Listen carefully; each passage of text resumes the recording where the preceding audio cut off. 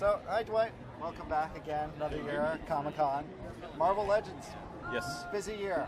A little bit. I mean, there's a lot of product out there. Yes, there's a lot of product. You can just give me your wallet right now. I actually already have. Okay. I was going to ask about it. Is there going to be a Marvel Legends finance plan in 2019 where we sign up, fill out an application at the panel, and then we just spread it out over weekly payments? I think that'd be wonderful. Let's do that. We'll have the National Bank of Hasbro. There you go. So, I mean, but how has the growth of the line presented new challenges? I mean, you went from 6, 7 waves a year to more than 6 or 7.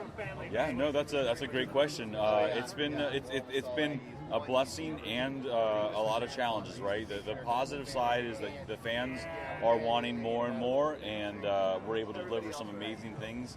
Programs like the 10th let us go back, visit old movies, and bring characters to life that we didn't get to the first time around, which is great. But trying to find the manpower to get all this stuff done, to get it all sculpted at the level of quality we expect, can be quite daunting. It's like, it's fun, it's awesome, but it's a lot of work, and it can be and there's a lot of levels of different types of stress that go along with that to get it done. Right. Just even managing twice the number of line items, right? Just getting that all through the factory and on time. Exactly. I'm not solely doing Legends anymore. Oh. I have other things that I have to work on in the Marvel line, which is great.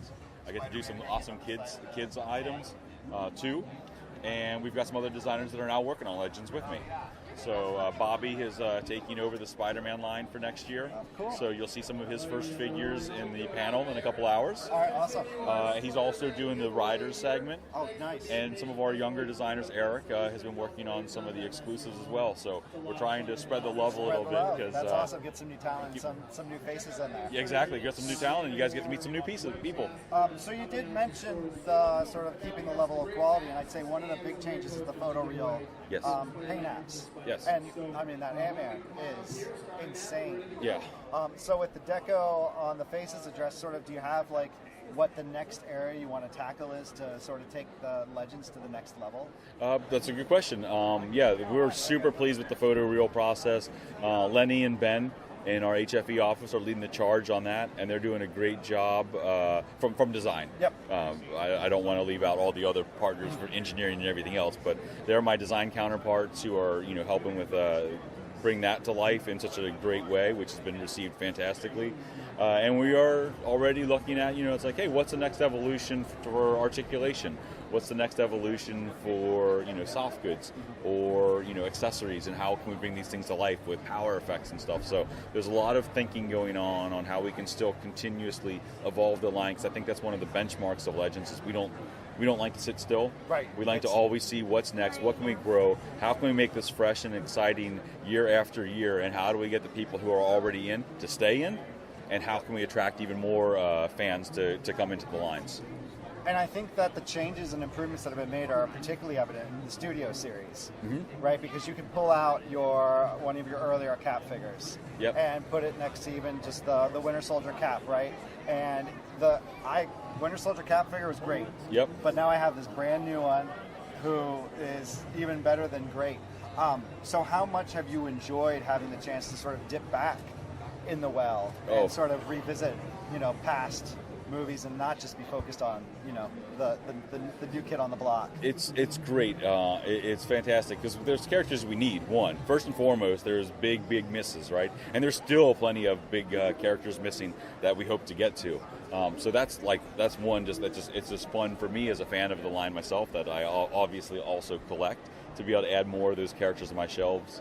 But it's great when we go back, because we have wonderful partners at Disney Marvel, and they are able to get us perfect reference, right? Okay. A lot of our stuff, when we're doing it off of the time-released movies or the new stuff to come, we have to base our toys off of the best information we have at the time, and things change. Yep. So sometimes we use concept art, sometimes we use, early 3D, lots of things that at the end of the day may not be 100% accurate to what you see in the film, but it's still a great toy, right? Yep, it's fantastic. So when you go back and you look at the old stuff, I don't have to worry about that anymore. Right. I can say, hey, Just pause your Blu-ray. exactly. And there you go. Yeah, I'm just typing emails. Hey, Jesse and Daniel, can you send me reference on bop bop bop? Oh, and do you have 3D files of bop bop bop? And then within a week or two, in some cases, in hours, I have perfect reference of everything I could possibly dream of having. And sometimes even digital files that we can use as starting points to really help us, raise our game and give you guys a much more accurate version of the toys. So you'll probably tell me this in a couple hours, but I'll ask anyways. I mean, will the studio series be something that is continued, or will it be limited to the 10 items that we had heard about previously? We're hoping that the 10th anniversary is a big enough success for us to do more. Oh, that's awesome. We have a lot of things to figure out because the 10 for 10 is sense, obviously right? Yeah, it's a finite thing. And it's a good pitch. Yeah, but we're hoping that we can come up with a new story, a new reason to do more because there's just so much left to do. And then with the success of the cinematic universe and how well the movie-related figures have been doing, how do you keep the comic fans happy? It's not just about the films, right? We have 80 plus years of comics as well, and it's kind of when we sit down to do our line plans, focusing on the big movies, we're like, well, the big movies have these characters covered, but under the umbrella of Avengers or Spider-Man, there's all these other great characters too. So we try to pull things back and forth, look at the Golden Age, the Silver Age, modern comics, Marvel now, all the different chunks of lore, and try to pull different pieces that we realize are missing from teams that you may or may not have complete, as well as what are just some fantastic characters that have never had a chance to live in plastic form and get them out there. Speaking of fantastic characters, how good is it to see Thing ready to go, complete the team, thanks to Walgreens? Yes. Walgreens has been a wonderful partner. We have many wonderful partners. Walgreens is one of them, and them giving us the ability to flex into some different teams that we don't cover very often in the main line, like Fantastic Four. It's been wonderful.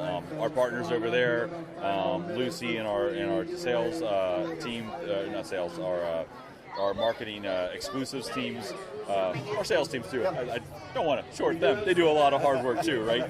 But they've done a great job building these new bridges and new partners to get to do awesome things. We're glad you guys seem to like it. It seems like it's been a very well received action figure.